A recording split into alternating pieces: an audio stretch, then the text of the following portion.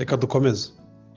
Nari maze kubabwira ibintu bitatu tureba noneho muri iki gice, hanyuma ubundi tuzareba ukuntu ibyanditswe byera byihagije kutumenyesha Imana hatabashije gushaka ibyo twiyumvamo cyangwa umuhanuzi wavuye ku musozi runaka, kumenya uko abantu bakizwa no kumenya uko abantu babaho, ariyo sufficiency of scriptures. Tuzareba the authority of scriptures, uburyo ibyanditswe byera ari byo byonyine bifite ijambo rya nyuma ryo kugena icyo twemera n'icyo duhakana, atari leta, atari ababyeyi bacu, atari feelings zacu, atari amadini yacu, ahubwo ibyanditswe byera nk'uko biri muri Bibiliya.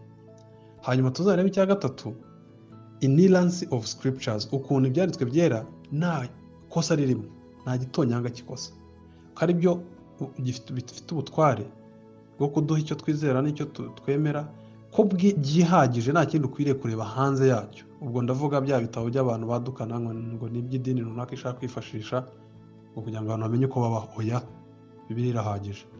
Icya gatatu turebe ukuntu nta kosa na rimwe riri mu byanditswe byera, inerrancy of scriptures, no error, nta ereri iri mu byanditswe byera.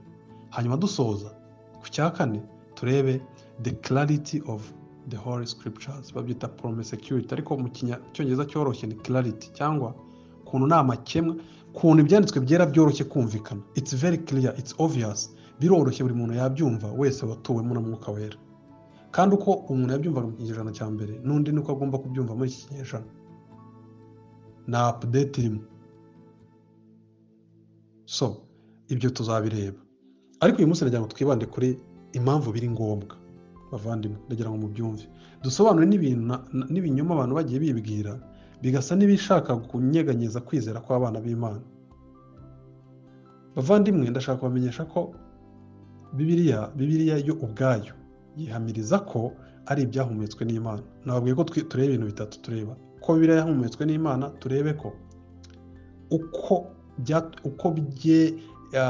ni iki kitubwira ko ibyo Kristo yari afite mu ntoki ze ari byo dufite. Iyo ni canonization, divine inspiration, canonization. Noneho turebe na transmission, uko noneho byagiye bitugeraho.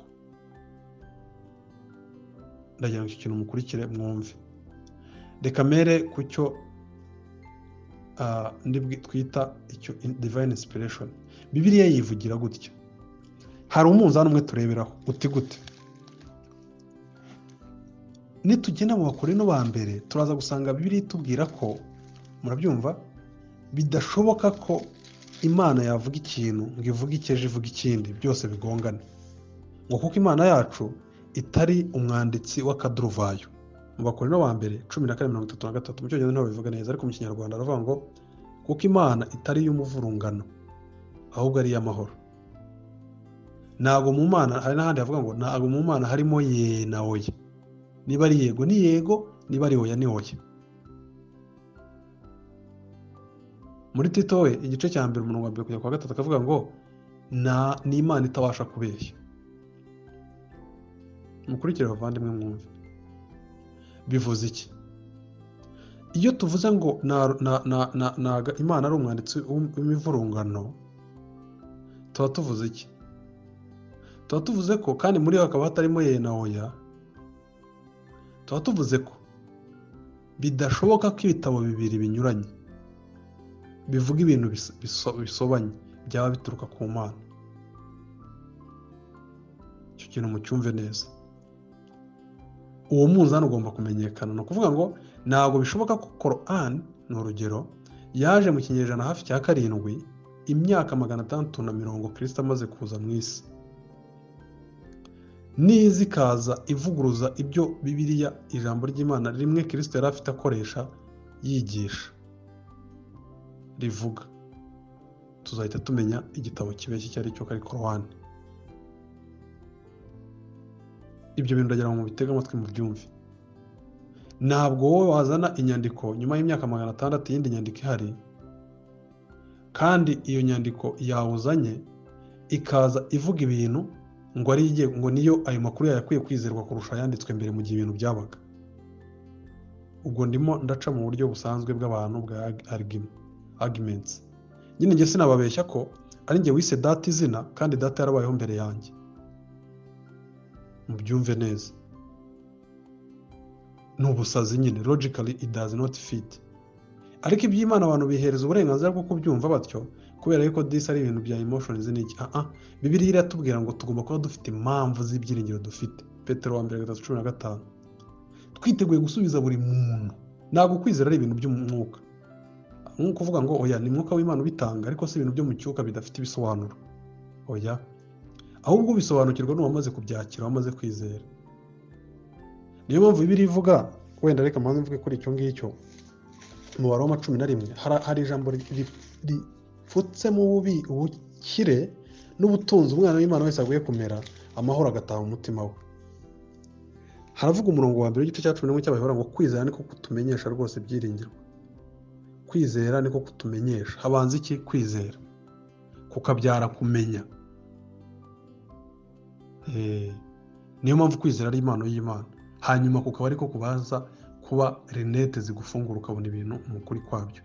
Ntabwo gusobanukirwa ibyo biduha kwizera, oya, ahubwo kwizera nibyo biduha gusobanukirwa. Urugero rwiza nuko kugira ngo ndebe ikintu icyo ari cyo cyose nuko haba hari urumuri, ariko urumuri si rwo rundebera icyo kintu. Amaso yanjye niyo akireba. Iyo uri mu mwijima nta kintu ureba. Ikibazo si wagira ngo nuko amaso yawe apfuye, oya, nuko habura urumuri rukumurikira. Nuza kugira ahantu hari urumuri uraza kureba. Natwe nuko turi tutarizera, amaso yacu ntabwo yabasha kumenya ko Imana ari yaremye ibintu byose. Biroroshye ibyo, ubwo mfasha ibintu biri mu buzima busanzwe mbishyira mbere gukunda byoroshye kubisobanukirwa. Uko nyine amaso yawe akora gusa ari uko abonye urumuri, si wowe wabigennye. Nuko nayo Bibiliya ivuga ko umuntu kwizera ariko kutumenyesha. Ubumenyi bwose, logique yose, debate wakora yose ku by'Imana igomba guturuka mu mutima umaze kuzurwa. Kwizera ariko kutumenyesha, ntabwo habanza kumenya ngo ubone kwizera. Niho rero binapfira abandi birirwa bavuga ngo ya ngo twereke proof. Mudafite amaso yo kuyibona. Kuba ngiye nunze urutoki izuba, wowe wenda ukareba amaso yawe ntabashe kuribona, si ikibazo cyanjye cyangwa cy'uko izuba ridahari. Ni ikibazo cy'uko udafite amaso areba. Bavandimwe rero ndagira ngo twumve iki kintu. Tugombe kumenya impamvu z'ibyo twiringira. Abantu benshi bafite ibintu byinshi bishe. Ngaho hari groupe imwe ikaduka ngo nta muyobozi w'itora ugomba kubaho. Indi nayo ikamugiraho, ikamugira kabaka, ikamugira nk'Imana. Ariko ntibamenye ko bombi bari mu binyoma. Agomba kuza akaza abizi ko ari igitaka mu bitaka, ari umugaragu, ariko nta nubwo ugomba kumureka. Uwamuretse yakoze icyaha, uwamuzanye nawe akamushyira hejuru y'ibintu byose nawe yakoze icyaha. Ndashaka rero tujyane turebe.